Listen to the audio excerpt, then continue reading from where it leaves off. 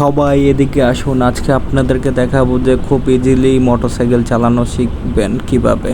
তো চলুন শুরু করা যাক। মোটরসাইকেলে যে এই সুইচটা অন অফ, আপনি মোটরসাইকেলে দেখবেন যে অন অফের সুইচ অবশ্যই থাকে। সো এই যে এটা হচ্ছে নিউটন। আচ্ছা, আপনারা আগে চেক করে নেবেন যে গাড়িটা নিউটনে আছে নাকি নেই। এটা আগে সবচেয়ে গুরুত্বপূর্ণ একটা কাজ। যদি আপনার গিয়ার ফালানো থাকে তাহলে হুট করে আপনার গাড়িটা লাফ দিতে পারে। এজন্য নিউটনের কাজটা আগে সবসময় দেখে নেবেন যে গাড়িটা নিউটন আছে নাকি। আর উপরে যেটা আছে এটা হচ্ছে মাইলেজ, আপনার কত মাইলেজ উঠছে গাড়ির স্পিডটা। আর এই যে ড্যাশবোর্ডে ওইখানে তেলের কাটা দেখতে পারতেছেন। আচ্ছা, এখন মেন হচ্ছে আপনাদের এই ক্লাসের কাজ।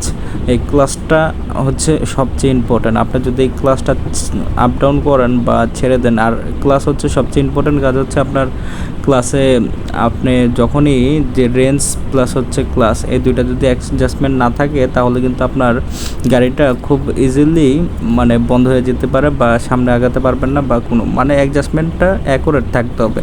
হালকা আপনি কী করবেন, ক্লাসটা একটু কম দিবেন, রেঞ্জটা একটু বেশি দিবেন, তাহলে আস্তে আস্তে ক্লাসটা ছাড়বেন আর রেঞ্জটা দিবেন, তাহলে খুব ইজিলিভাবে আপনার গাড়িটা সামনের দিকে এগিয়ে যেতে চাইবে।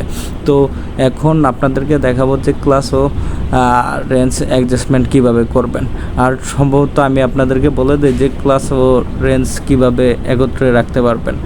আর আজকে গাড়ির চারটা গিয়ারের ভিতরে আমি প্রথম গিয়ার ফালালাম, এই এখন আস্তে আস্তে সামনের দিকে আগাবো। এই যে আপনারা দেখেন যে সামনের দিকে আমি আগাচ্ছি, খুবই সিম্পল। এই যে আগাচ্ছি সামনের দিকে, দেখেন হালকা ক্লাস ছাড়লাম আর আগালাম সামনের দিকে, পরেরগুলো সব পিছনের দিকে পড়বে। আর এই যে আমি সামনে আগাচ্ছি আর আপনাদের দেখাবো যে কীভাবে গাড়িটা আগায়। এই যে গিয়ার ফালালাম, হালকা রেঞ্জ দিলাম, পিক আপ দিলাম, সামনের দিকে আগাচ্ছে। এটা খুব সিম্পল, আপনারা আস্তে ধীরে শিখতে পারবেন। এই যে খুব সিম্পলি আমি এখন দেখাবো যে চালিয়ে কিভাবে। এই যে আমার গাড়িটা সামনে আগাচ্ছে আর স্পিডটা কিন্তু দেখা যাচ্ছে মিটারে যে স্পিডটা বাড়ছে।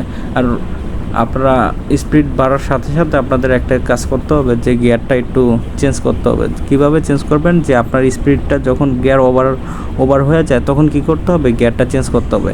প্রথমে একে থাকবে, একের পর আপনার যখন 19-এর কাছাকাছি এসে পড়ে তখন 2-এ ফেলাই দেবেন। তার উপরে যখন চলে যাওয়ার চেষ্টা করবেন তখন কি করবেন, আপনারা হুট করে আমি এরকমভাবে 1-এর পর 2, 2-এর পর 3, 3-এর পর 4, 4-এর পর 5 এরকম করে আপনারা চালাতে থাকবেন। এটা একদম ইজি। আপনারা মনে করছেন যে মোটরসাইকেল চালানো অনেক টাফ একটা ব্যাপার, আসলে কিন্তু এরকম না। আপনারা হালকা ক্লাস ছাড়বেন আর রেঞ্জ দিবেন, দেখবেন আস্তে আস্তে গাড়িটা মুভ করতে থাকবে, আপনারা সামনে নিতে থাকবেন, দেখবেন জাস্ট ইজি। এই মোটরসাইকেল চালানো খুবই ইজি, আপনারা যদি একটু ধৈর্য সহকারে চালাতে পারেন।